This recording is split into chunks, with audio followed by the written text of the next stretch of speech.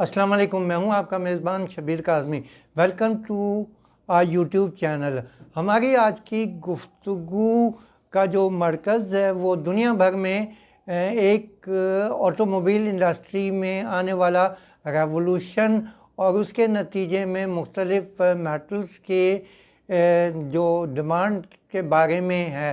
جیسے کہ آپ بھی آج کل پڑھ رہے ہوں گے کہ دنیا میں آج کل فاسل آئل کے بجائے بیٹری آپریٹڈ یا الیکٹرک کار کے طرف زیادہ فوکس کیا جا رہا ہے۔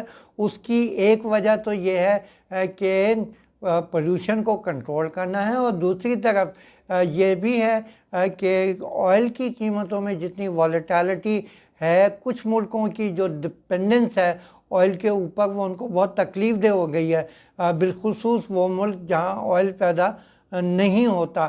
تو اب دنیا میں ایک خاص طور سے اس وقت گفتگو ہو رہی ہے الیکٹرک کارز کے اوپر۔ میں یہ آپ کو بتاتے ہوئے خوشی ہو رہی ہے کہ پاکستان میں ابھی آپ نے شاید پڑھا ہو جس کو ہم دیسی زبان میں رکشا کہتے ہیں، وہ رکشا بیٹری آپریٹڈ تیار ہونا شروع ہو گئے ہیں۔ یہ اس کا پہلا سٹیج ہے، اور یہاں سے اب آہستہ آہستہ اس بات کا امکان بھی ہو سکتا ہے کہ بیٹری آپریٹڈ گاڑیاں بھی آنی شروع ہو جائیں، اور اس میں بالخصوص ہم وہ دیکھیں گے جو وہ ایک صابندانی ٹائپ کی چیز یا بہت چھوٹی سی گاڑیاں جو ایک یا دو لوگوں کے استعمال کی ہیں، شاید جس میں جو اس کی باڈی ہے وہ بھی میٹل کے بجائے فائبر گلاس کی بن سکتی ہے، تو اس کی طرف زیادہ توجہ دی جا سکتی ہے، کیونکہ پاکستان میں جو تین مسئلے ہیں، فیول کی مہنگائی، پولوشن اور سڑکوں پہ کنجیشن، اس کو سامنے رکھتے ہوئے الیکٹرک کار یا الیکٹرکلی آپریٹڈ وہیکلز کا استعمال بڑھے گا۔ اور جب الیکٹریکل گاڑیوں کا استعمال بڑھے گا تو اس سے ایک چیز ہے کہ کچھ میٹلز ہیں جو بیٹری کی تیاری میں استعمال ہوتی ہیں، ان کی ڈیمانڈ یا کنزمپشن بڑھے گی۔ اس میں جو پروڈکٹس سارے فہرست ہیں وہ ہیں نکل ہے، میگنیزیم ہے، لیتھیم ہے اور کوبالٹ ہے۔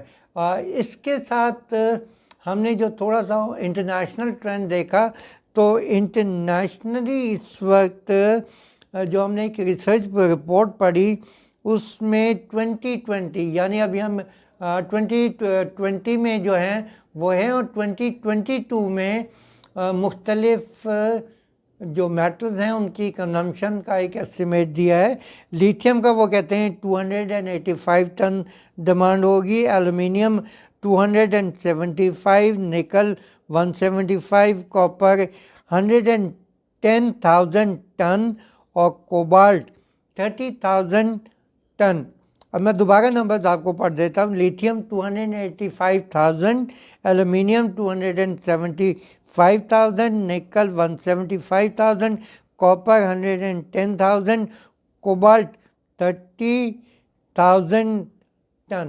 اچھا، اس میں ہم جو چیز دیکھتے ہیں کہ پاکستان مرکنٹائل ایکسچینج میں جو ہم نے یہ 5 میٹل کے نام لیے، اس میں صرف کاپر اس وقت لسٹڈ ہے، لیکن ممکن ہے ابھی باقی پاکستان میں میٹل کی کنزمپشن نہ بڑھ سکے، لیکن ہم جو ایک بات کہتے ہیں کہ کیش سیٹل کانٹریکٹ میں پی میکس پہ لوگ جن مختلف چیزوں میں انویسٹ کر کے یا ٹریڈ کر کے اپنا ایک منافع کما سکتے ہیں، اس میں یہ 5 میٹل کی طرف توجہ دینا ضروری ہے۔